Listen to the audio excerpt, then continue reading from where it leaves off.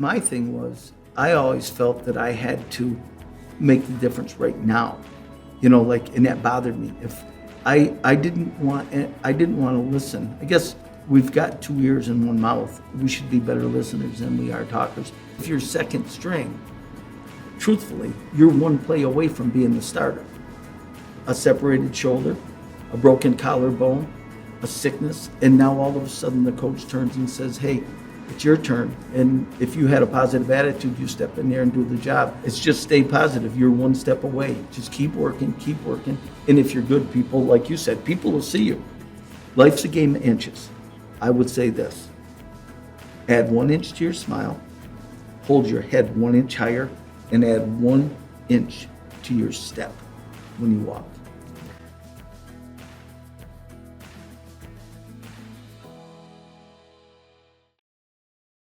Our lives are often filled with worry and chaos as the media propagates one negative story after another, bringing divide and tension within topics such as politics, religion, and race relations. These stories fuel hatred and confusion while people continue to live in fear. Yet through all this negative energy, many are delivering messages of wisdom and hope, encouraging positive change, and that's something I'm aiming to do. My name is Roger Brooks, and I'm hopeful for our future, but we must be the change and not be a spectator in life, looking from the outside in. For as long as I could remember, I've been fascinated by people's stories. Stories speak to us, and since the beginning of time, the human race has prospered by passing down wisdom told through the essence of story. It's a way for people to aspire to become the hero they know they could be, seeing their higher self through the wisdom of others. What started out as a hobby has quickly turned into my life mission, and as I deliver a new guest each Sunday, I'll aim to prompt the questions you may be thinking, and through the power of listening, I'll allow the guest to speak and articulate their points of view in order to give you the headspace you need to realize your own hero's journey. We are one race. We are one people. Help spread the word about American Real, and together, let's make great stories go viral to inspire, enlighten, and empower those we love and the masses we hope to reach.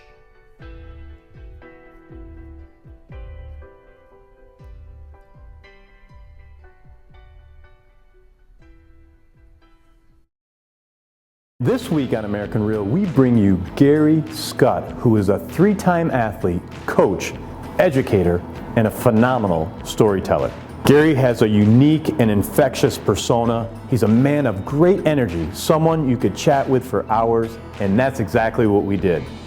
Garry takes us on his lifelong journey, which has been centered around sports, lifelong relationships, and lessons that he's now passing on to the younger generation. So sit back, relax, as I welcome Mr. Garry Scutt.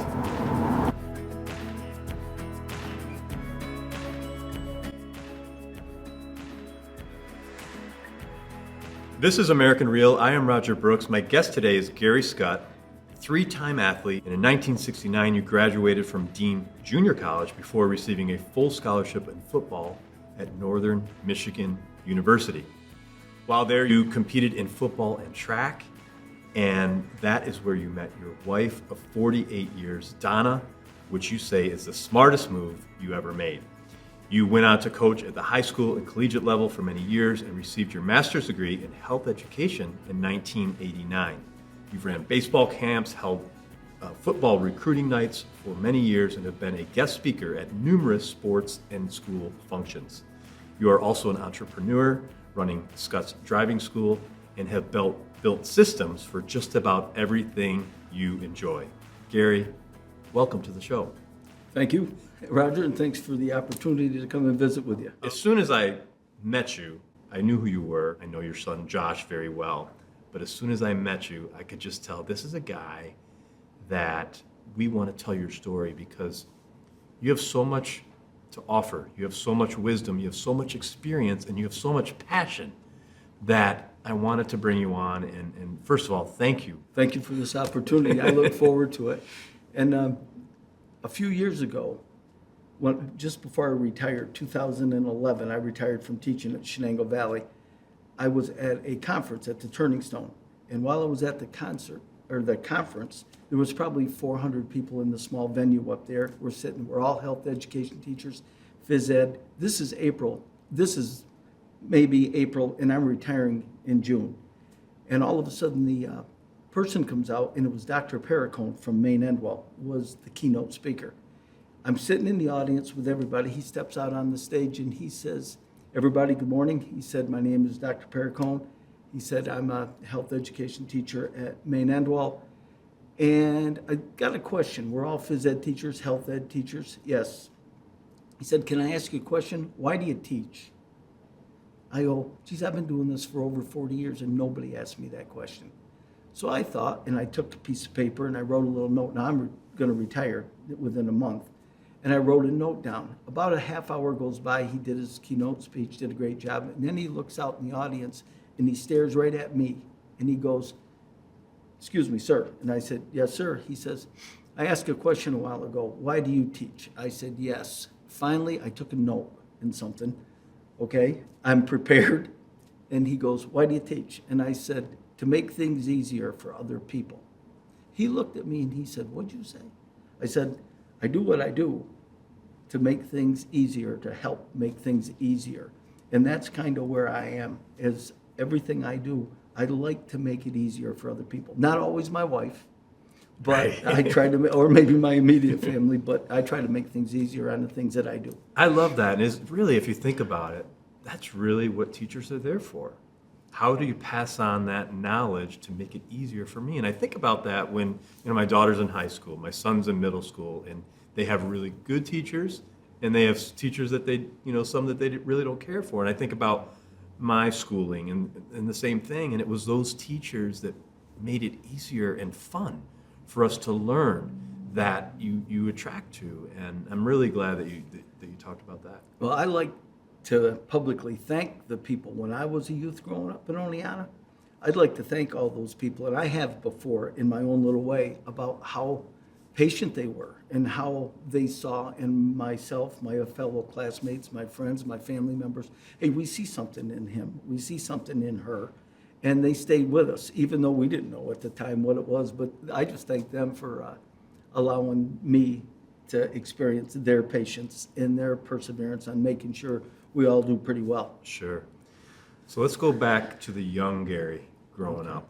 All right. When you were a kid, you loved sports, right? And obviously you participated in all the sports, but tell us about your upbringing. What was that like? What was your family life like? What was school like? Tell us about it. Bring All us right. back to those days. Interesting comment. Just a week ago, 2 weeks ago, New Year's Day, I'm at a party up in Oneonta at an attorney's house, Joe Keogh, who went to school with me. And he asked me in his kitchen, "Was sports hard for you?"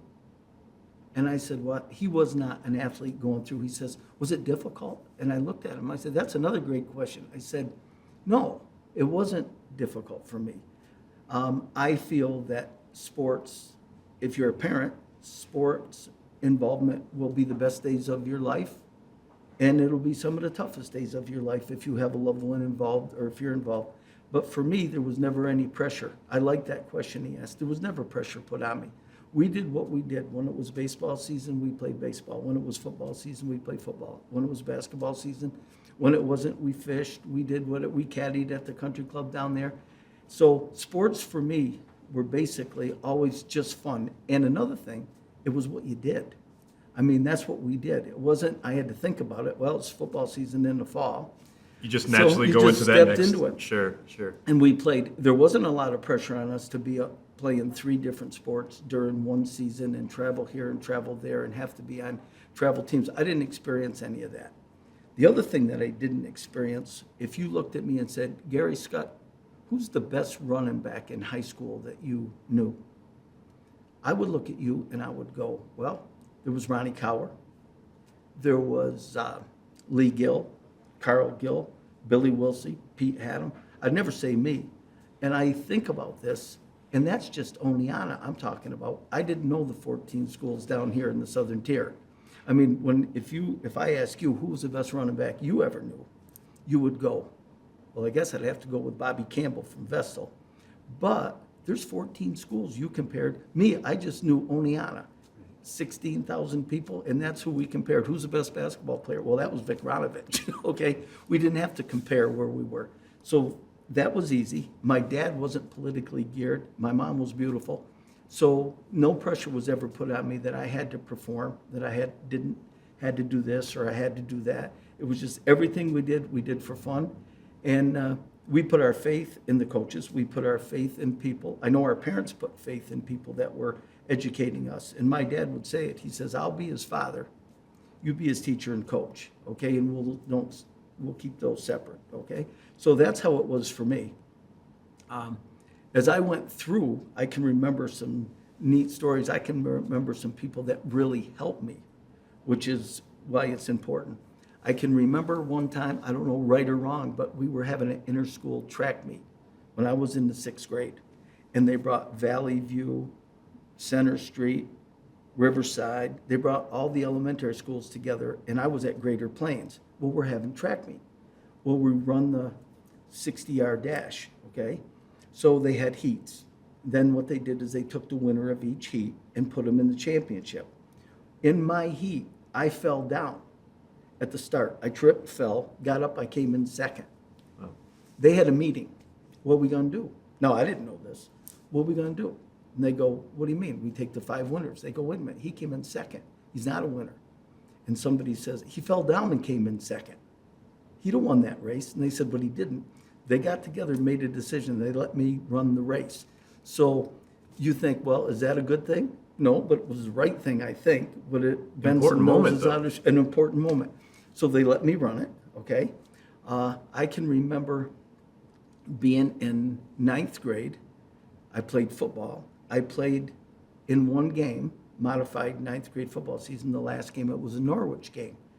So the 10th grade year, I went out in high school. This is just only on again. And I quit football. And I ran cross country. All right? My junior year, my buddies all played football. I went back out. Well, they put me on the JVs. I was a junior varsity football player as a junior in high school. That's unheard of. That doesn't happen. All of a sudden, we had a game against Sydney, and I can remember it like it was yesterday. I'm sitting on this telephone pole that delineated the parking lot up in Sydney School where I eventually taught. And I'm sitting down taking my spikes off, and the official comes over, and he said to our coach, Mike Zagata, who was in charge of the DEC for a while, he said, could I talk to one of your players? And Mike Zagata said, sure. Who do you want to talk to? He points at me, and I'm just sitting down. He comes over and he says, young man. And I said, yes. He said, my name is so-and-so. I've been reffing football games for 22 years. And he says, you put on the goodest performance as I've ever seen today out here. Nice job. Well, Mike Zagata goes back, tells the varsity coach, you better look at this little sucker. He can play. So they moved me up on the varsity the last 4 games. I returned punts and kickoffs. The next year, I was in the backfield. The following year, or that year, I was in the backfield. I wasn't the best back. I just played. I go to Dean. Nobody was beating the door down. I was 5'11", 6 foot, 167-pound running back. Nobody's knocking the door down with no credentials. So I go to Dean College because of a friend of mine, Tony Drago, who used to be the athletic director at Oneonta. He said, Gary, don't go far away. I got a friend who's the head coach at Dean. Let me call out there for you. Well, I go out to Dean, travel out there. I get there, and I'm second string. Okay, who knows? Just it was fun. I'm second string. We played Boston University, BU, when they had football.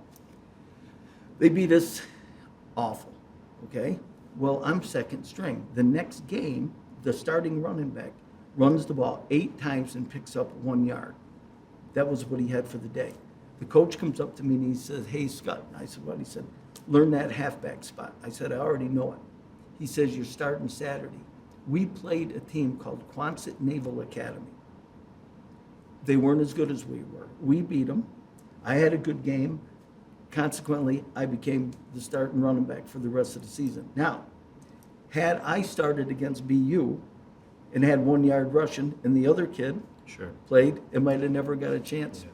So it makes me think about, opportune moments. Right. You know, you get these chances in our lives. And that's what I was just going to say is there's a lot of lessons in there that you just talked about, even going back to when you were in 6th grade and coming in 2nd. But it sounds like you have a very positive outlook and positive attitude. Even if you weren't the starter, you were still willing to put in your work to earn your spot. Is that do I have that right? Yes, and you know what? That's a great question, because even now around here, you'll say somebody on a team, any team in our area, will have a great player on the team. Let's say basketball season, great basketball player, and all the coaches come to see him.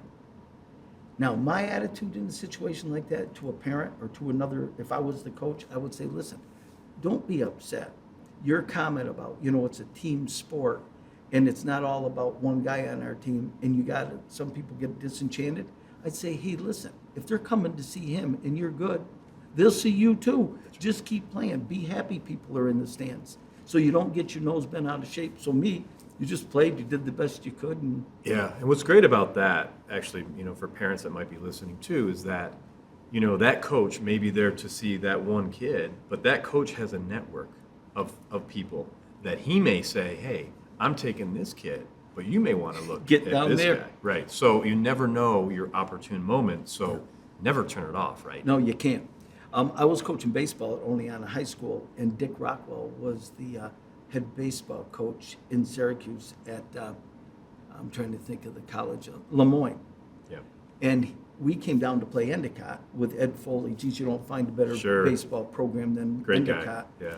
And at the end of the game, the coach, Dick Rockwell, comes up to me, old school coach. He says, Coach, can I talk to one of your players? And I said, who'd you like to talk to? And he said, I'd like to talk to your right fielder. And I said, fine. And he said, can I tell you something? I said, what do you need? He says, I came down here to watch another player on the other team, but about the 2nd inning, I realized I was looking at the wrong kid. And I said, fantastic. So that's just keep working. Just Yeah. keep hustling, keep listening, be coachable, and be ready when that chance comes. Another learning thing, if you're 2nd string, truthfully, you're one play away from being the starter. A separated shoulder, a broken collarbone, a sickness, and now all of a sudden the coach turns and says, hey, it's your turn. And if you had a positive attitude, you step in there and do the job, just like we see in the NFL with Foles and last year, That's right. And it's just stay positive. You're one step away. Just keep working. And if you're good, people, like you said, people will see you. Sure. You know. Let's talk a little bit about mindset. When you were in high school or even younger, and then going through college and playing, how important was it for you at that time? Your mindset. Were you someone who visualized being a winner? Were you someone who visualized, winning that game before it happened? Or were you just living the moment, playing the best you could? How important was mindset at that time? Living the moment, playing the best I could, knowing and honestly believing that I was coached by some of the best coaches there were. When I went to Northern Michigan, I think you and I talked about this briefly, but when I was at Dean, we talk about it, my buddies like this, John Merrick that I talked to you about, we'll talk about why we played. We had fun, okay? I mean, we played hard, and we were in college. We were still going to go to the dance or have our party at the motel at the end of that night. And we worked hard, we played hard, and we always figured that somebody would pick us up. We knew, hey, if I was having an off day, somebody else would do a good job. So then when I went to Northern Michigan, I was at Dean, and we had a good team. I wouldn't say great team, we had a good team. I was surrounded by good coaches. Well, nobody, again, was knocking the door down. I was at a junior college. I played those 2 years. Nobody's beating the door down. All of a sudden, our head coach says, hey, I got a phone call from Northern Michigan University. I didn't know Northern Michigan from anything. The Upper Peninsula, Michigan, right on Lake Superior, Marquette, Michigan. I got a phone call. They're interested if we have any running backs that may go up there. They need a back. You want me to send some film? I said, yes. The coach sent film. About 2 weeks later, I don't know the exact date, the coach, there were no phones in the dorms. There was one in the lobby. It was all it was, and we all shared it. He said that the coach from Northern Michigan is going to call me at a 9:30 on a certain day, And I said, okay. I stood there and I waited and I waited. All of a sudden the phone rang. And I picked the phone up and the man on the end of the phone goes, Garry Scutt. I said, yeah, person to person, I think was an operator call back then. Garry Scutt, go ahead, Coach Novak. Well, Frank Novak was my coach, that coach. He said, Gary, and I said, how are you, Coach? He said, listen, we're going to do something. I said, what are we going to do? We're going to offer you something. And I said, what are you going to do? He says, we're going to give you room, board, books, fees, tuition. We'll fly you out here if you think it's necessary to see the school. And if your mom and dad want to come, we'll help them too. I said to Coach Novak, I said, Coach, I'll be there. There's a pause on the phone. He goes, you'll what? I said, I'll be there. He said, hold it. You're coming to Northern Michigan? I said, if everything you just told me in this phone call is true, I'll be there tomorrow if you need me to. Well, we started, and then I went out there, and I can remember getting there, and they needed a right half, and we were good. We flew to Tampa, Texas, Utah. We played Division II football, but it was North Dakota State, it was Akron, it was Weber State out in Utah, it was North Texas State, that type of schedule. And we were good, and I can remember going out there, and I stood and I looked, I get out of the flight, fly into Marquette, Michigan, and I'm looking over Marquise Hall. Everybody's hugging everybody. Everybody knows everybody. I'm by myself. I look out over the dining facility, and I say, okay, wait a minute. What am I doing here? And it was the same day I got there. I said, what am I doing here? I said, I belong in Oneonta, New York. That's my home. Then I stood and I looked over that building all by myself, and I said, well, if I stay, I'll play. But do I want to stay? I looked over that thing, and thought for a minute, and finally said, I'm staying.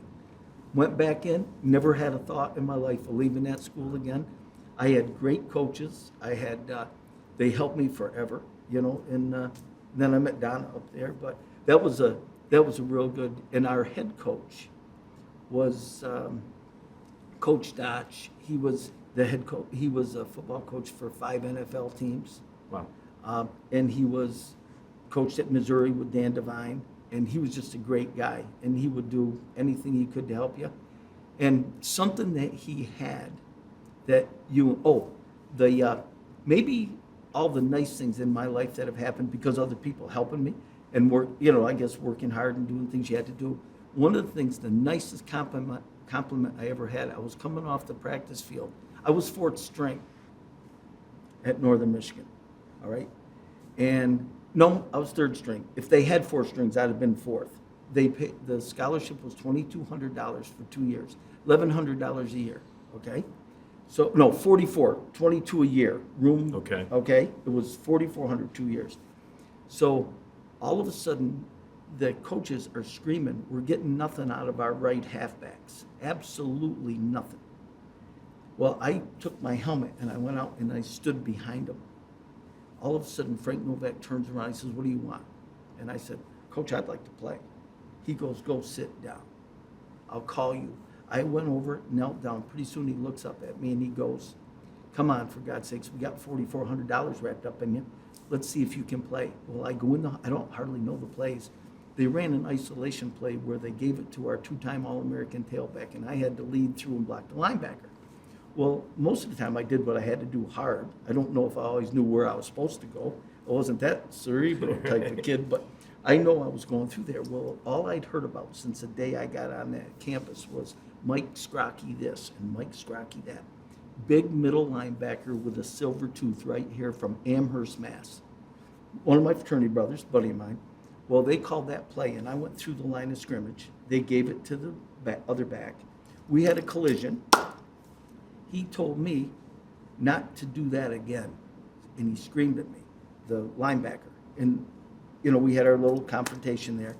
Well, I went back to the huddle, and he's screaming, pointing his finger as I hustle back to the huddle. Our head coach came in the huddle, and he goes, run that play again. Wow. I said, I know he's going to be there this time. We went through, and we had contact.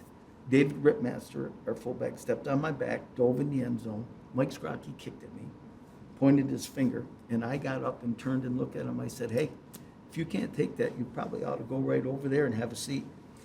those coaches went absolutely crazy. I don't usually say a word. I said, but go over there. Well, we were real good buddies, but I ended up being their right halfback from that point on for 2 years, you know. And it's that initiative again, right? You have to, not only do you have to put yourself out there, but it's times like that where you have to take a little bit of risk and put that helmet on and step up next to the coach and tell him I'm ready, right? Yeah, and when you get that chance, if Mike Sprocky had, well, I'll give you the other part of this. I blocked. The coach asked me if I could run the ball. Well, we had a defensive end named Dougie Peterson that was unbelievable. They gave me the ball on a sweep. I cut it inside. Dougie Peterson slipped, and I scored. Okay, in practice, it wasn't any big deal. But if Mike Sprocky had buckled me at the line of scrimmage and Dougie Peterson didn't slip, I'd still be third string at Northern Michigan. And it was just that time came when get ready, because in your lives, in Michael's lives, everybody's lives, that time's coming. Sure. Be ready. Yeah, you know? be ready. So how do you remember all these details? I mean, how long ago was this? Well, that was 69. Yes. Donna That's the year I was laughs. born. So how do you remember the details? That's Donna incredible. laughs and says that I can remember what I wore to school in first grade, but I can't remember what night's recycle night. She goes like this. Right. You know? Well, I started to tell you what the most prideful thing was. When I was at Dean, I had a friend of mine. His name was Robert Pina. He was a Cape Verdean kid from Falmouth, Mass. He was 6'2", 250 pounds. He was an All-American for us. Went to UMass on a full scholarship, okay? Ended up getting drafted by the Cleveland Browns in the 4th round, started for him. My fullback at Dean was Al Davis, and my roommate was George Rotolo from Massapequa.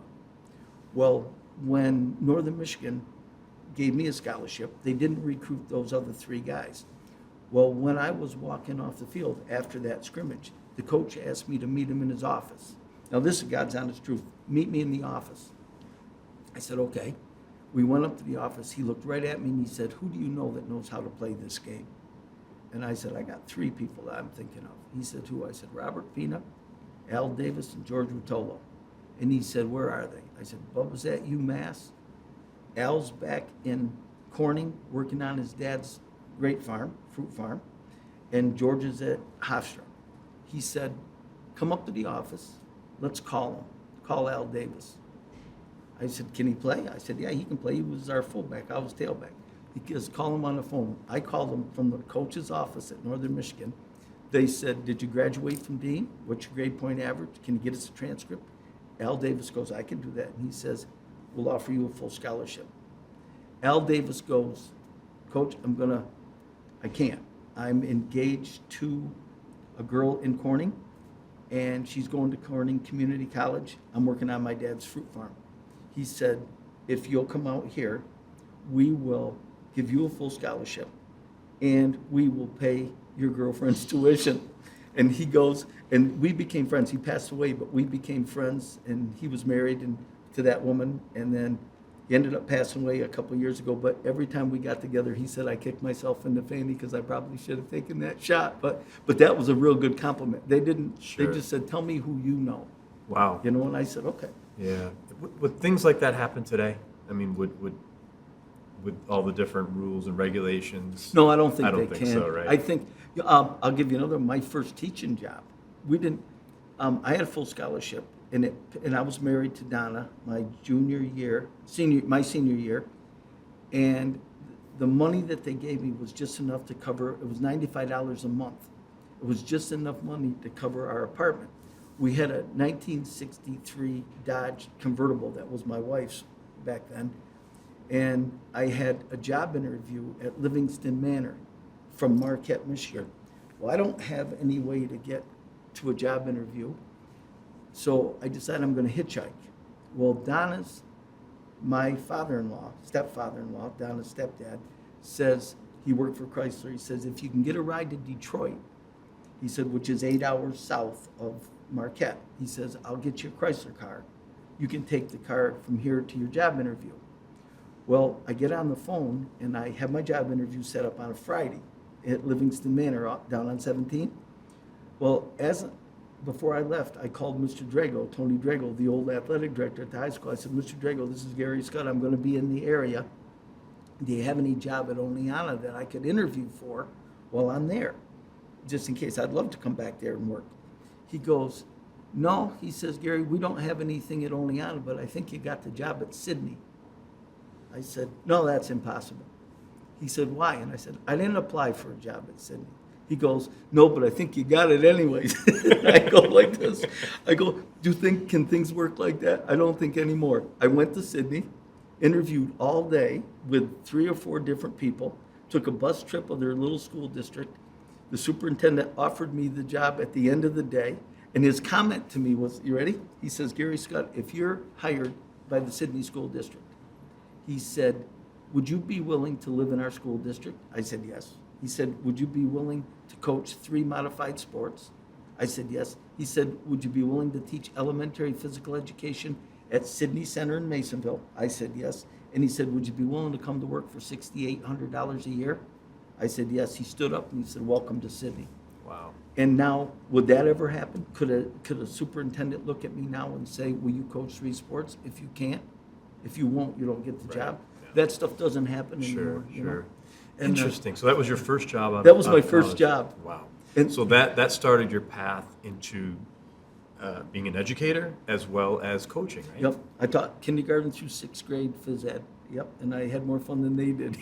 So, and then I went to, I was on vacation in Michigan, and the phone rang at the cabin and said that there was a job opening at Oneonta if I was interested in it to apply. And they hung the phone up. So I found out more about the job, and I went to Oneonta for 2 years. Then I went to Dean. I went out to a football clinic, and I stopped at Dean College to say hello. And now I'm a teacher and a coach. 2 weeks later, they called me up and said, hey, would you like to come to Dean and interview for a college phys ed position plus be our head football coach?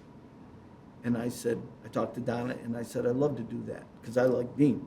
So I went back out. I got that job. I was 25, and I didn't know whether the football had cotton or air in it at that time. Honest to God, I didn't.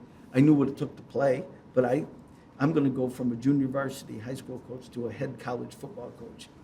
And I remember one day the offensive center, we were doing PATs pregame, and we're doing PATs, and the center turned around and he looked at me and he goes, Coach, where do you want me to put the ball? Well, I didn't know if it went on the 2-yard line or the 3-yard line, so I just looked at him and says, stop talking and put it where it belongs. Okay. He ran up there and put it down. I go back and look, I'll tell you, and figure it out. But so many things and I had great kids there, okay? And we had some success. And then 3 years I spent there. I was also the varsity baseball coach there for 2 years. While coaching being football as well? Yep. And then I wanted to take another step up coaching, so I went to Lafayette. I interviewed down at Lafayette, and I got the job as the offensive backfield coach. And that was a tough one because I was a back, but I had to coach quarterbacks. And I think that it was pretty stressful for me. But more importantly, to me, it was stressful for our head coach, who was a great man. And I was in a position where I don't think I helped him as much as somebody who was a quarterback. I'm just a 192-pound running back. I didn't read secondaries, and I didn't understand how to call blocking schemes at the line of scrimmage, and I never ran option football in my life. And here I was, stepping in at a school like Lafayette with kids that are, anywhere from 1,200 to 1,400 on their SATs, all good athletes. And they were great kids. They knew that there were certain things that I was real strong with, and there were things that I didn't understand, and they never once threw that in my face, and that's hats off to them too. Wow. But so how difficult is it coaching football? I played baseball, so I understand baseball. There's a lot of complexity in that game as well. But it just seems with football, there's so many positions and so many specialties and so many different aspects to the game. You come in, you're 25 years old, rightfully admit that you didn't know everything. I'm sure you learned a ton, but how difficult is it to coach that game? You want me to tell you something else? The year before, we can talk about this maybe. the year before, they had a young man killed on the football field when I wasn't there. He had non-detected mononucleosis, and he had a liver, kidney explode on the operating table. They dropped the season. Second game into the season, they dropped it for the year. The next year is when they got a hold of me and said, look, you went here, would you be interested in resurrecting this? I went out and took that team that year with some of the same players. And the neat thing about it was the kids that were there to transfer, like my big buddy that was with the Browns and another buddy of mine that went to UMass, Harry Schwartz, as a free safety, they all left. Not those guys, but guys that went there to build credentials and get a scholarship. When they dropped the season, they left. They went to different schools, Yankee Conference. Because they wanted to play. They wanted to play. Yeah. Well, the next year, I come back in the door with no recruiting. They hire me in the summer, no recruiting, and players that were on that team that were friends with that kid that lost his life. And we put it together, and because they had to scramble to put a schedule together, we had 6 games. We won 4 of them with those kids, and then the next year, we had some pretty good recruits come in, and then we ended up doing okay, throughout there. So is it difficult? Yeah, and I'm going to tell you, I have a friend, Tommy Hager, who now lives in Indianapolis, Indiana, was a coach at Sydney. He is so smart football-wise. Like, he took the defense, and we got along, him and I. So there's certain things that I had to learn, and there were people that were patient. And I guess everything that we did was better, maybe, than what they anticipated. So it worked out perfectly fine. But there is so much, and hats off to the coaches today, and hats off to the people that understand everything, the technology even. Now, with like what you have set up here, with games, with scouting, with all the rule changes, it's not easy. Hats off to all those coaches that do that. Who did you look up to when you were young? Who are your heroes, would you say? My dad. That's serious there. Why? He had a way about him that, first of all, do you remember back in the early 90s, they had Michael Jordan's hands in the center of Sports Illustrated? Yes. On the center? Yes. Well, my they're dad's hands were the exact same size as Michael Jordan's hands. Michael Jordan's middle finger was longer. We talked about that. We joked about it. My dad was real sagacious. I thought my dad was real wise, all right? He said that his education came from the pool room, the service, and the movie theater. Okay? Service meaning church? Military. Oh, Military okay. service. And so I had a lot of respect for him. And Dad was 6'2", 220, built like Jeff, Josh, and I, but bigger. And not political. Would come to the games. He sold appliances for grants. He was FBC Family Bargain Center. I don't know if you remember. Sure. All right. My dad worked there as assistant manager, but my dad would come to the games, put his coat over his lap, watch the games, tell me nice job the next day, and I hustled and did what I could do for him. But how he was with me, one day, right before I went to Dean, okay, I'm sitting in my backyard. I'm renting the apartment where I grew up. My grandmother lived downstairs. My mom and dad and our family lived upstairs. Grandma passed away. Dad went downstairs. I got the job in Oneonta. I rented from my dad upstairs. Well, Dad didn't want me to go. He's got Josh and Jeff. He's got me. He's got Donna. He doesn't want us to leave, but he's not going to tell me not to go. So I'm in the backyard, and I'm sitting in a lawn chair, and I'm having iced tea, and I got a book on Graves' book of the 52 defense. I'm looking at it. My dad comes across the lawn, and he goes, Gary, what are you doing? I said, I'm reading this book on defense, just trying to get partially ready. He goes, why don't you do me a favor? I said, what? He says, close that book. Okay, I close the book. He looks at me, and he goes, you know what I'd do if I was you? I said, what's that? And he said, anytime you have to make a decision, anytime you're put in a spot, he says, you know Coach Dotch, Raleigh Dotch, that you're so proud of at Northern Michigan? I said, yes, Dad. He goes, you know what I'd do if I was you? I'd think about what he would do in this situation. I said, okay, good advice. And then he said, hey, then think about what you think should be done. Combine those two. You'll never be wrong. I said, thank you. That's how he was. When I went away to college, his first question was, do they block for you? And I go, yeah, they're pretty good. He said, if they don't, come home. And he always said, don't work. You got time to work. He knew that's the psychology he used. He knew I was going to go to work every day in the summer as a kid. He knew that I wasn't going to come home because my teammates didn't block. But he always let me know that you come right back here if you need to come back here, you know. So that's how, you know, I admired him. He also told me, I don't think I said this, but when I played, what was really neat, when I played that second game against Dean, and I ended up starting that game, Yes. and we had a good game, I called him every Sunday. I called him from the phone booth in the dorm. I said, Dad, guess what happened? And he told me, and I said, this is what we did. We won 21-7. Something happened here. This happened, and he goes, good. And then he said, hey, hold on. And I said, what's that, Dad? He said, remember this. If you're good, if you are good, meaning me, he says, you've got me, you've got your mom, you've got your sisters, you've got your coaches, you've got your teammates, you got the officials, you got your girlfriend, you got your opponents. You got all those people to tell people how good you are. The minute you have to start doing it, something's wrong. And I said, thank you. Which brings me to another point with being a young athlete now, or if somebody else is doing well, tell them nice job. Don't get upset because they're good. When somebody makes a great pass, tap your hat, tip your hat, tap your head, point at them, nice pass. You know, somebody makes a nice shot, tell them they're on your team. Everybody's here for the same reason. So some people get a little afraid to build somebody up because they think it lets them down. You know, it doesn't. You know, if you're nice to somebody, that's two people that are happy. You and that person you were nice to. You know? Exactly. And I think what happens naturally is once you start doing it, and I think this is a good lesson for life. Once you start encouraging people, helping people, offering to be of service in some way, it comes back to you. And it comes back 10 times It does. over. It does The come world back. opens up. Yeah, it You does. know, so it does come back. The earlier you could learn that life lesson, I think the better.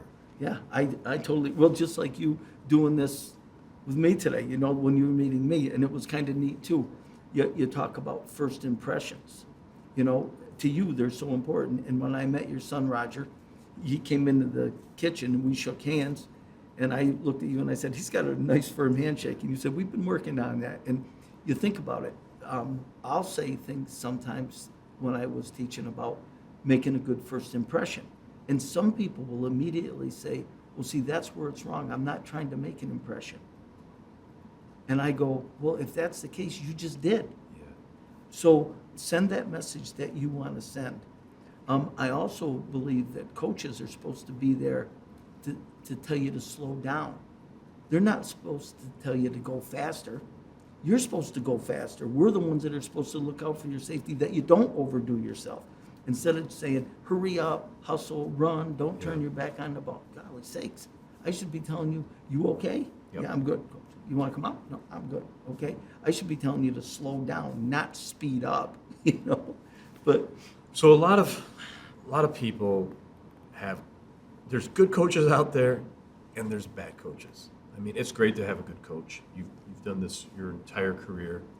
What advice would you have for a parent or the athlete that just doesn't have a good coach, or there's not good chemistry? okay, What do they do? all right. I would say this is a great life thing too. My opinion is and it doesn't just have to be coaching. It can be a boss. It can be a teacher in the classroom. It can be a coach on the field. There's people that get paid money and have that responsibility to make sure that people that are in other positions do their job. It's their responsibility. So when my child comes home and said, I go, how was school today? Fine. How was English? English was real good, but there's 2 kids in there that give the English teacher trouble all the time and they disrupt the class. My first question, or yours, would be, you're not one of those, are you? And no? Okay, well, don't worry about it. There's a principal, there's a superintendent, there's a department head, whatever protocol it is, to come in and evaluate that teacher. There's people there that get paid, that's their responsibility.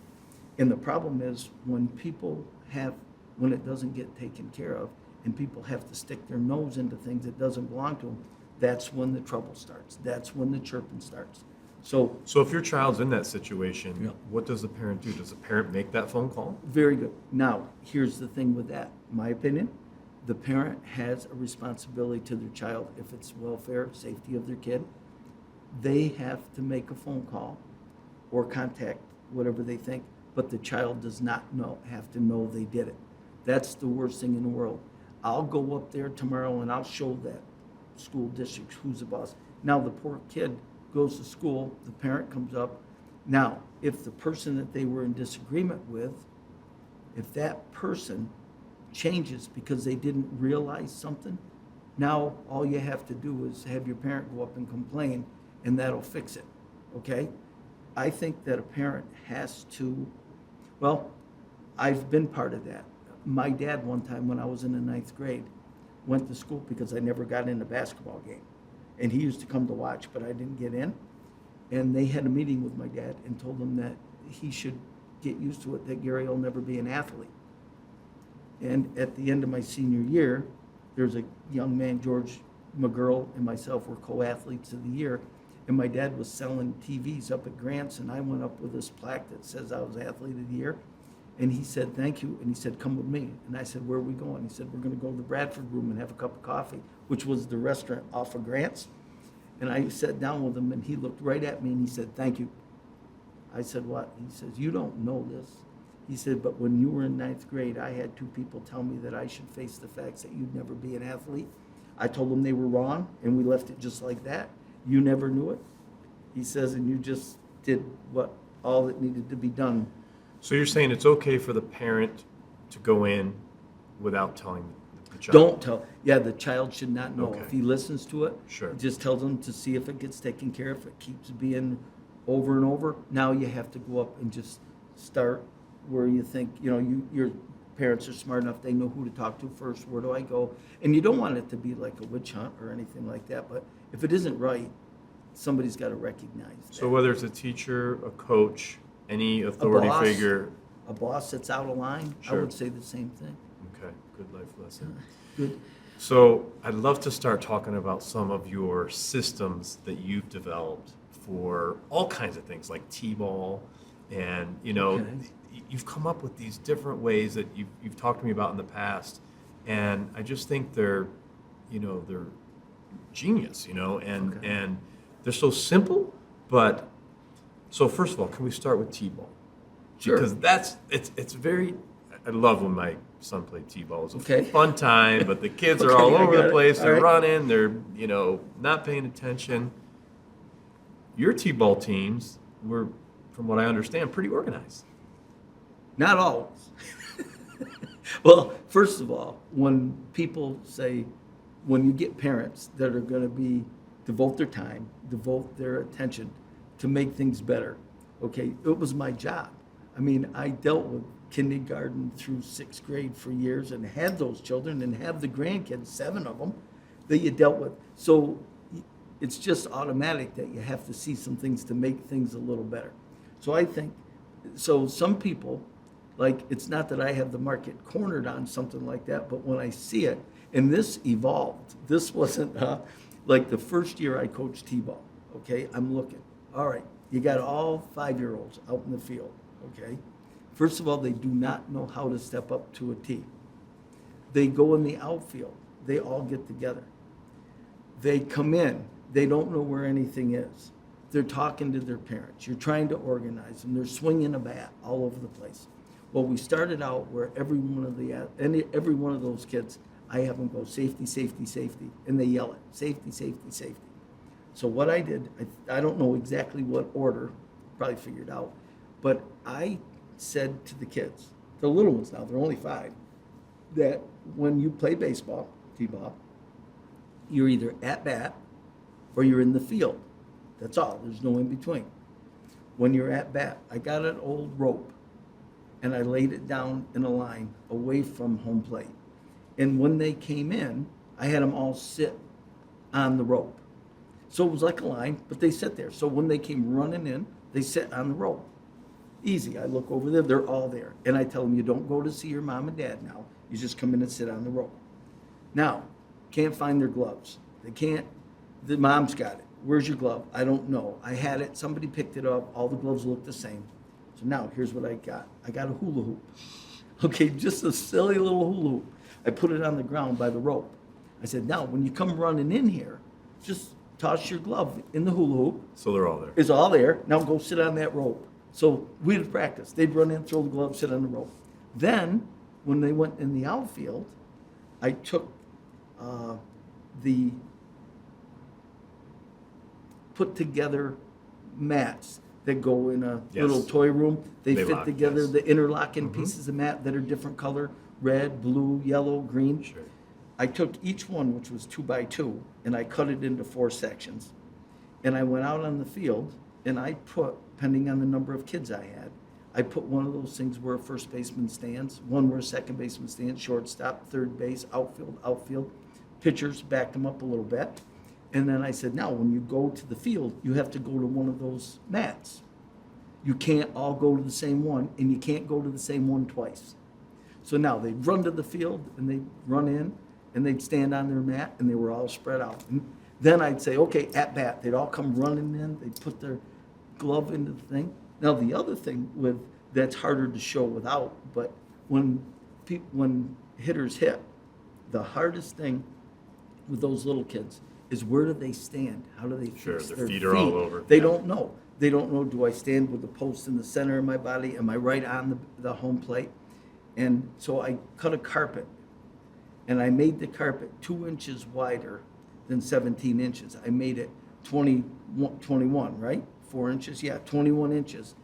And I made it like 15 inches wide, and I put the carpet right at the point of the home plate.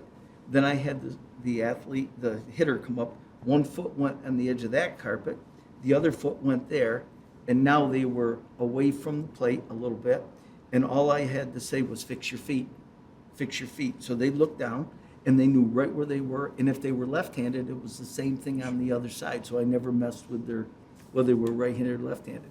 So we went with the blocks out in the field, we went with the hula hoop, we went with the rope, we went with the mat behind, and it's almost like a little kit Sure. that each coach had. And then the commissioner, Ron Crawford, he was good. He said, that's pretty cool. He went and got everybody those things the next year. So he hands them out with their equipment. And then he has me come up and I show them, so you don't, because they're only trying, they're not professional coaches. And some of them would even say that, like, well, I forgot, geez, I didn't think this was collegiate, and I went like this, well, it's easy if you try this, it'll be easier for Sure. you. And look, it's just kind of setting boundaries and giving the kids some form of understanding of where they're supposed to be, and there's not the chaos that you would, Right. you would see Normally at a would norm- get, and it's so Yeah. much fun. That is great. but- I think you should market this and package it and just show it, because really, I mean, it would help a lot of people. It would help coaches. It would help parents. Yeah, just it would put help the out there. kids. So And if they call, like that's what I'm run. Well, I got a call from the Oneana Boys Club, which I think I think the things that there's for people to do here, the Shenango Valley School District, the Forks, our grandkids, everything is really good. The American Legion, the Babe Ruth teams, the things that are available around here, the YMCA. I don't want to leave anybody out, Sure. by slighting anybody, but I got a phone call. One of the guys that run the Oneana Boys Club called me, and he played for me. He said, Coach, would you do a baseball camp for us? And I said, yes, I will. And we're going to do it on the 24th of February up in Oneana. There's an hour and a half for 7, 8, and 9-year-olds, and then an hour and a half for 10, 11, and 12. Well, my brother-in-law, my sister's husband, is the AD and the head baseball coach at Oneana. His name is Joe Hughes. He was chosen the most outstanding third baseman collegiately in the United States, drafted by Baltimore, by the Orioles.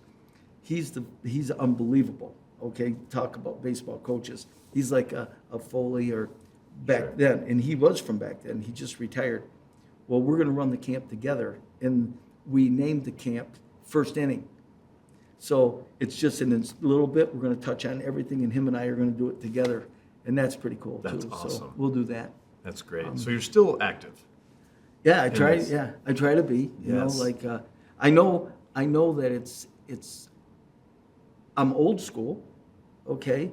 And I think old school's fine, all right? And I'm not trying to change anybody else to not be old school. But even on a thing like strength, like when you talk about young athletes, they go, if you look at Josh, Jeff, and Rachel, Josh was an athlete. Jeff was an athlete. Rachel was tougher than all of us, okay? And people go, how would you do? And I attribute one of the things, I bought a chin-up bar for them when they were little. When Josh was in the 4th grade, we were in Easton at Lafayette. I put the chin-up bar in the doorway. And I said, how many chin-ups can you do? And he said, I don't know. And I made sure it was snug and it wasn't going to fall and hurt him. But I said, how many can you do? And he did 2. I said, okay, thank you. I said, now when you can do 4, you let me know and we'll go to Friendly's and get a hot fudge sundae. I never said another word. I'd come home 11 o'clock at night from coaching or being wherever I was, and all of a sudden he'd go, Dad, I can do it. And I'd go, well, come on, be quiet. Mom's going to have a fit. Well, he'd get up there and we'd go, and Donna would look at me and she'd go, Gary, it's 11 o'clock. And I said, Donna, I told him.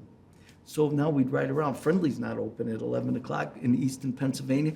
We'd ride around, look for Friendly's, but we'd go the next day. And I did that chin-up bar. I swear by that. Wow. It's hand strength, arm strength, it's body awareness, it's swinging on it.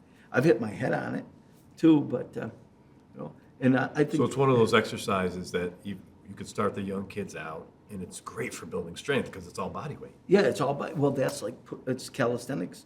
It's their isotonic exercises using the body's weight for resistance. Right. Push up, sit up, squat, thrust, you know, a box jump, or, you know, that's a little more plyometric, but those things kids can do. They don't need, if they have the luxury, if they can be club kids and they can go to a workout center and they have the luxury of people running programs for them, but if they don't, push-ups and sit-ups and stuff like that, are, you know, and I think strength is a controllable.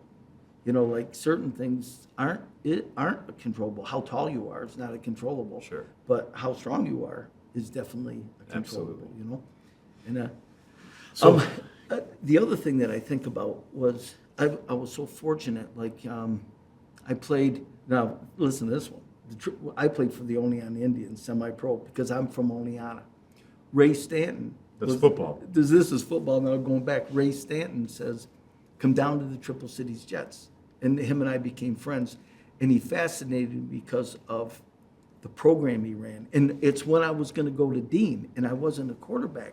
I didn't know, so I called Ray. We met in Afton at the Afton Inn. And we're sitting down, and he's telling me, because I met him like in the early 70s, and this is 75 when I'm going to Dean. So we started talking. He explained some things to me, and I said, thank you. But when we were playing, he used to say, hey, come down to Binghamton, drive down, play for us. I said, Ray, I'd love to play for you guys down here, but I live in Oneonta. I can't work there every day and not support those guys. Well, needless to say, if we took our team and the teams other than the Jets and put an all-star team together, we still couldn't beat the Jets. Really? Well, they were so good. And you know what? Again, we did the very best we could. We play them, and they might beat us by 9 touchdowns. Okay, but nobody was mad. Nobody in our team hated each other. We did the very best we could. You had fun. Oh, and that's what it was all about. And then from there, that's when I got that opportunity with Green Bay. Okay, and to have. So tell us about that. You got a phone call? Yeah, we had a good year, and I think we didn't play the Jets that year. Okay, so we had a good year, and I think we were 9-1, and the quarterback was real good. Billy Mulcahy from Delhi was a real good quarterback, and we had a good year, and I had a good year. We won. Billy had a good year. Well, I'm teaching elementary phys ed one day, and all of a sudden the PA system bell went off. Ding, ding. Mr. Scutt, can you take a phone call? And I go, I can take a phone call in about 5 minutes. So the class got out, took care of that, and I picked up the phone. The operator said, Garry Scutt. I said, yes. She said, go ahead, Green Bay. Now, I thought it was one of my friends busting on me, picking on me, just Mr. Big Deal, got to be playing. And so it was Green Bay, and they said, we understand you play. They said, how big are you? I said, I'm 6 foot, 190. Well, I was about 6'1", 183. Okay. So I told him 190. Well, we sent the general manager, Eddie Clough, he sent videos out. 2 weeks later, I get a phone call that my contract's in the mail if I want to play for Green Bay. So I said, I'm going. Well, now that was quite big news, okay? So I go out, I go to Phoenix, Arizona for 4 days, and I get invited back to camp at St. Norbert's College back in July. Well, I stayed there. We scrimmaged the Chicago Bears, then we played Buffalo, and we played St. Louis Cardinals back then, and I got hurt. I was a spearman on kickoff coverage, punt coverage, and Chester Marco kicked a field goal in the Midwest Shriners game, and I went to cover the kickoff, and I never saw a kid coming, and he threw his forearm across my body, and I did pirouettes. I went down, I got hurt. Now, I was married. I had 2 kids. I'd been teaching for 4 years. I was 24 years old, 24 because I was 25 the next year when I went to Dean. And I met Coach Devine on the steps of St. Norbert's, and I thanked him for the opportunity. And he says, what do you need, Gary? And he had his briefcase. And I said, it's about me becoming a coach and a teacher again. He said, what? And I said, I'm going to be a teacher and a coach again, Coach. And wow. I met him on the staircase, and he goes like this. He says, did you get a bonus? And I said, I did. And I'm going, oh my God, he's going to ask for it back. And I said, I did. And he said, what was your bonus? And I said, $500. He said, what? And I said, $500. He looked right at me and he said, you'll get more than that. I said, okay, well, my contract, the base contract was $16,000 is all it was. And my signing bonus was $500. My roommate's signing bonus was $50,000. I bought a couch at Burns Furniture Shop. He bought a house in Green Bay, all right? But I went that night and went back to the dorm where we did St. Norbert's College. And the next day, Coach Devine gave me 3 checks. He gave me all my cut money. He gave me all the incentive money that my contract, it was a $1,500 check, and then there was a $2,500 check. Wow. And then he cashed one for me so I'd have a small amount of money on the way home. But he just said, put these in the bank. And very honorable. Yeah, very honorable. Yeah. And that was experience. And then other people, then what happens is I come home. I was hurt. I come home. I had just bought a house, and I was teaching, and I got hurt. And I said, you know what? What if I get cut? What if now I come home? I didn't think that you don't have to worry about that because somebody's going to be there to help you out. There's another opportunity. I just said that I'm going to go home and be a teacher again. And when the paper called, all the time they wanted to know how camp was. And it was during the NFL strike, so obviously we got a little more of a look because we were players that came in against the strike. I see. And I can remember that when the paper called, they'd ask me how things were going and what was it like, and they were all excited. And all I wanted to know is how my kids were doing at swimming lessons. Yeah. That's all I cared about. Yeah.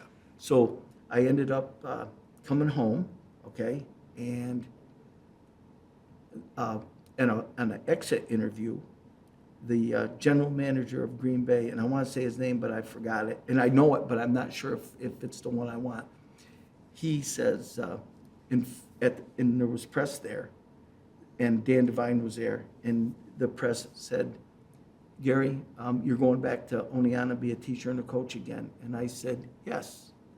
And he said, are you going to play football again?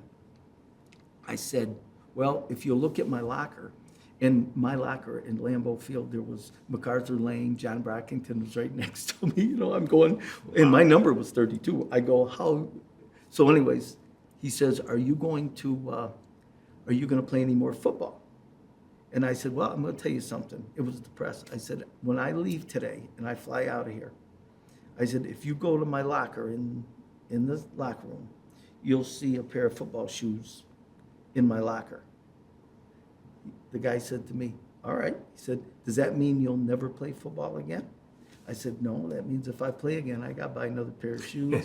He says, thanks. And that was the end of the interview, So, and then that was right there. So that's great. Yeah, it was neat. It was a great experience. It was Sounds Yeah. like it. Not too many people have that opportunity Oh, experience, so that's- it's something that that you'll remember. Yeah, and the thing is that's helped. Like if you're applying for something and somebody looks at your personal achievements and they see what you've done and then they look and see, sign a contract with Green Bay in '74. That's just something that you Sure. can't take away. They want to meet you. That's And right. then once they meet you, now you go, that's what the good thing is, get your foot in the door, Yeah. you'll be all set, so. So I wanna ask you about your spirit, your positive energy that you have. Have you always been like this? Is this you since you were a kid? Has it been exemplified over time? You have a great spirit about you, and so does Josh. I mean, that's what I love about Josh is this guy. He gives you a hug, he gives you a handshake. He's got the big hands like your dad, and you guys just have all this energy. I think we got a lot to be thankful for. That's what I think it is. And Jeff's just like, Josh, a different breed of cat. I'll tell you, Jeff is exactly like me. Do you know Jeff? I don't know Jeff, I know Jeff. When you see Jeff looks like me. We're built the same. Anybody, if you ever said, well, my son and I look alike, or you and your mom look alike, it's uncanny how much we look alike, okay? We walk alike, we talk alike, we have the same voice inflections. Well, I can remember Josh was the one that was the first team all New York State. He's the one with Ramey and McCoy and Smith that were the quarterback choices here. You didn't have to worry about him. He's the one that went to Northern Michigan that was another story too, about how he got out there, because he went there too. Well, Jeff and I, we worked hard for everything we had. Well, one day, Jeff is at Cortland, and Jeff didn't play football his freshman year, talked to me about it and said, Dad, I'd like to play my sophomore year. I said, okay. He says, my friends all do it. And I said, well, good. Well, Jeff plays 1 year at JV, and then he played 3 years on the varsity as a free safety and strong safety. So they were playing Ithaca for the Cortica Jug. Well, at the end of the game, Cortland won that game, presented the game ball to Jeff. I got it home on a shelf. And at the end of the game, I walked down, okay? Jeff had a good game. I walked down to the field, and I stay away. I don't go on the field. I stay in the bleachers. I tap my head to him. I tell him I love him and whatever. Anyways, when he came up to me right after that game, I said, Jeff, if you could pick one day of your life to have the best performance, the best accomplishments that you've ever had, what day would you pick? And he looked right at me and he said, today, and I did it. And I said, you're right, you did. And that's how Jeff was, and that's how Jeff is now. Yeah. But we had that same positive. I think there's another side, but we don't like to bring that out. Sure, But just like you're upbeat. That's why it's so much, it's really neat, But Well, look, Garrett, this is awesome. We could be here all day talking about these great stories. I love it. Okay. Unfortunately, we have to get on to our next interview, but Okay. I have a couple of last questions. Go. First one, if you could take out your cell phone right now and call the 20-year-old Garry, what would you say to him? be patient. Yep, that's what I'd say. Be patient. Things are going to be fine. Interesting. Yep. The last guest I had said the exact same thing. Okay. And I think it's a great life lesson because when we're young, we're always wanting to do things quicker, faster. Yep. But I was telling you about that David Meltzer, who I interviewed yesterday. He's from Los Angeles, entrepreneur, has a great sports agency with Warren Moon. He was Okay. telling me the exact same thing about patience. And he says, look, I give the example of a bamboo tree. It takes 4 years for the root system to grow into the ground, to get strong. So don't be so anxious because on year 5, then it'll sprout and that thing could grow to 80 feet. Yeah. So be patient Give with it a yourself. chance. Yeah. And that's my thing was I always felt that I had to make the difference right now, and that bothered me. If I didn't want to listen. I guess we've got 2 ears and 1 mouth. We should be better listeners than we are talkers. But I wanted, like when I was hired to do things, like when I went to Ithaca, I became the head football coach at the high school. 2 years, we didn't have a lot of success, but we were making a difference. But I couldn't understand that. I thought, hey, I'm coming in, and it's got to be now. And I was harder on myself. Be nicer to myself, maybe. Yeah, okay, maybe not like myself anywhere. Just be a little nicer. Understand that things happen. Sure. And I've got 2 things that I think about. One, if you're going to be successful at anything, no matter what it is in the world, a physician, an athlete, a teacher, a coach, a parent, you need to have 3 things. You need to be willing, you need to be able, and you must be capable. If any one of those 3 things are missing, it's going to be real difficult. But if it's going to be difficult anyways. But if you're willing, like if I stopped you in the hall and I said, I'd like to have you, Roger, come out for baseball. You were a baseball player, yes, but I haven't played since 10th grade, coach. I'm a senior. I said, but I want you to come out. And you say, I don't want to. Okay, So you're not willing. If you say, coach, you don't understand, I want to come out, but I dislocated my shoulder last year. Now I'm not capable. And the able part comes in where you say, coach, come here. I'd love to play for you, but my mom and dad got divorced last year. There's 3 little kids, and I got to be home every day at 3 o'clock. I'm not able, or mom can't get me here now. I don't have a way to and from practice that I live up by the Vestal Hills Country Club. I can't get down every day, coach. So those 3. Those 3 things. If you've got those 3, you got a great chance, but you have to have 3. And the other thing I can finish up if you want me to, life's a game of inches. I would say this. Add 1 inch to your smile, hold your head 1 inch higher, and add 1 inch to your step when you walk. Wow. And that's how I would say that's what you do right there. Love that. Okay, one last question. Oh, And first okay. of all, thank you so much thank for you. being here. This Thank is you. great. People are going to love this. Okay. I'm sure they're going to want more of you, so we'll have you back. Oh, I'll come back. I'll come back. I'd love to come back. And yeah, I'd love to come back and discuss things with you like peer pressure, personality development, Okay. Mom and dad relationships. I'd like to come back and Let's do that. I'd love to. Let's make a point to do that. You tell me when you want it. and, Absolutely. Okay, but one last question. What do you want your legacy to be?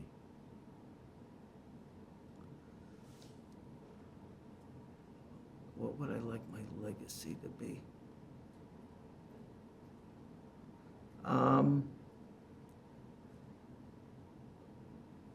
Knowing that if you need me to help you do something, I'll help you. Or legacy would be that if you needed help doing something, I'd be there to help you.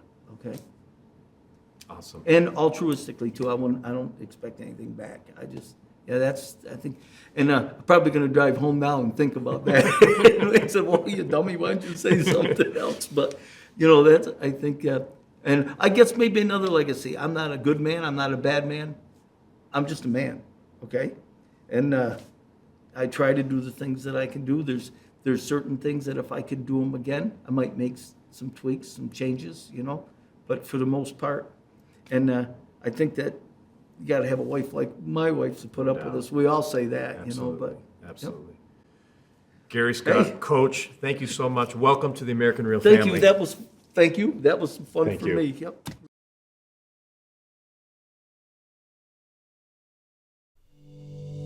Thanks for tuning into American Real. Be sure to visit our website, americanreal.tv, or search for us on iTunes or YouTube for past episodes. While you're there, please rate us or leave us a review, as that helps others find our show. I am truly grateful and appreciate all of your support. At American Real, we're on a mission to help as many people around the world fulfill their dreams and obtain their goals. If you'd like to be part of our inner circle or want one-on-one coaching, check out the American Real Learning Academy, where we have self-help groups and courses so you can build the best you. We also have a new Facebook group where you can connect with high achievers from around the world. If you want to go even further, maybe you're determined to write your own book or launch your own podcast, contact me today to see if we could help. You can reach me through Instagram or Facebook, or email me directly at roger@americanreal.tv. And speaking of podcasting, our next course will be starting soon. So if you're interested in launching your own podcast, join me and Podcast Your Passion. I'll take you through my 8-week course where I'll mentor you to build a world-class podcast. I'm only taking on a small group of people who want to share their passion through broadcasting, where I'll have you up on iTunes and YouTube within weeks so you can podcast your passion. Click on the link below for more information. Thanks for tuning in, and we'll see you next week.